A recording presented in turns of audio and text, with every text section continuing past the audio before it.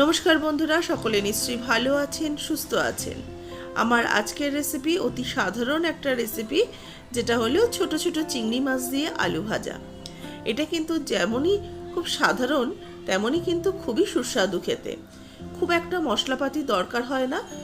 এই গরমে কিন্তু টক ডালের সাথে এরকম চিংড়ি আলু ভাজা থাকলে খাওয়াটা কিন্তু দারুণ লাগে। আমার এই রেসিপিটা যদি আপনাদের ভালো লাগে, অবশ্যই একটা লাইক করবেন, শেয়ার করবেন সকলের সাথে। আর যারা আমার এই রেসিপিটা প্রথম দেখছেন, আমার চ্যানেলে নতুন, তাদের কাছে অনুরোধ রইল চ্যানেলটাকে সাবস্ক্রাইব করে নিয়ে পাশে থাকা বেল আইকনটা অবশ্যই প্রেস করে দেবেন। নতুন বন্ধুদের স্বাগত জানিয়ে পুরনো বন্ধুদের পাশে থাকার জন্য ধন্যবাদ জানিয়ে শুরু করব আজকের রেসিপি। Welcome to মিমিজ recipes.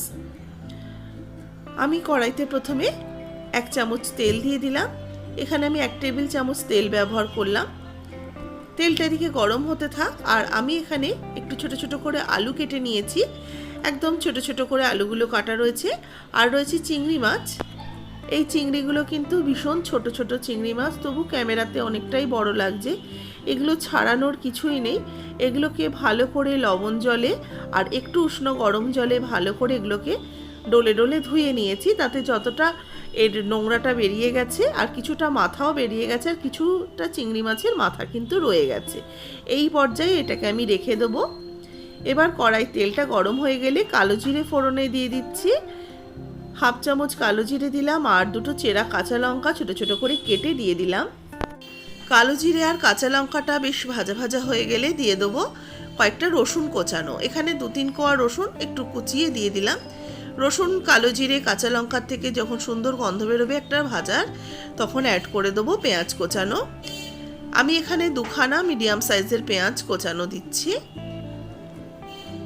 পেঁয়াজগুলোকেও এবার এই সমস্ত কিছুর সাথে একসাথে নাড়াচাড়া করে বেশ ভাজা ভাজা করে নেব।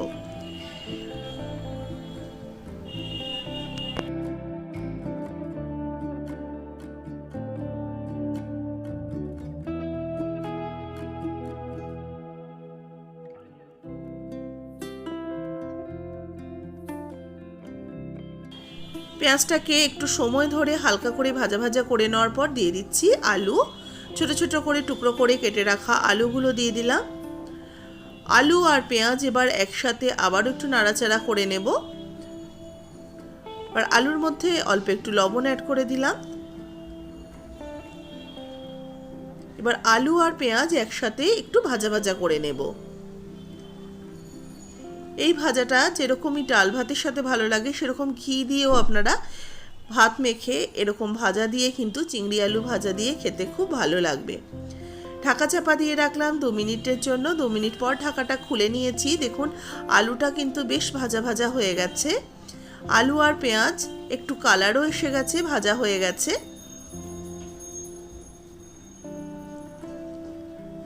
আর মিনিট খানেক নাড়াচাড়া করে এবার এই আলু পেঁয়াজটাকে কড়াই থেকে নামিয়ে নেব। আলু পেঁয়াজ নামিয়ে কড়াইটা পরিষ্কার করে নিয়ে আরও একটুখানি সর্ষের তেল দিয়ে দিলাম। তেলটা গরম হয়ে গেলে এবার আমি চিংড়ি মাছগুলো অ্যাড করে দিচ্ছি।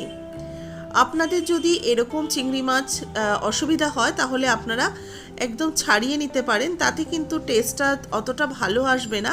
এটা কিন্তু এরকম খোসা সমেত চিংড়ি মাছ থাকলেই খেতে খুব ভালো লাগবে। এগুলোকে বলা হয় জাল ঝাড়া চিংড়ি। এগুলো জালের মধ্যে ওঠে, এগুলোকে ঝেড়ে ঝেড়ে ফেলতে হয়, এগুলোকে টেনে বার করা যায় না, এতটাই সূক্ষ্ম সূক্ষ্ম ছোট চিংড়ি মাছগুলো হয়। সেই জন্য এর নাম হচ্ছে জাল ঝাড়া চিংড়ি। চিংড়ি মাছগুলো দেখুন ভাজা হয়ে গেছে। এর মধ্যে দিয়ে দিচ্ছি হলুদ গুঁড়ো 1/2 টিস্পুন, দিচ্ছি শুকনো লঙ্কার গুঁড়ো 1/4 টিস্পুন, তার সাথে দেবো একটু ধনের গুঁড়ো আর জিরের গুঁড়ো, সেগুলো 1/4 টিস্পুন করে অ্যাড করলাম। সামান্য একটু লবণ অ্যাড করে দিলাম। এবার এই সমস্ত কিছু দিয়ে আমি মাছটাকে একটু নাড়াচাড়া করে নেব। মশলাটা একটু ভাজা ভাজা হয়ে গেলে, মাছের সাথে ভালো করে মিশে গেলে ভাজা আলু পেঁয়াজটা দিয়ে দিচ্ছি। এবার এই সমস্ত কিছুকে একসাথে আবারও আমি নাড়াচাড়া করে ভাজা ভাজা করে নেব।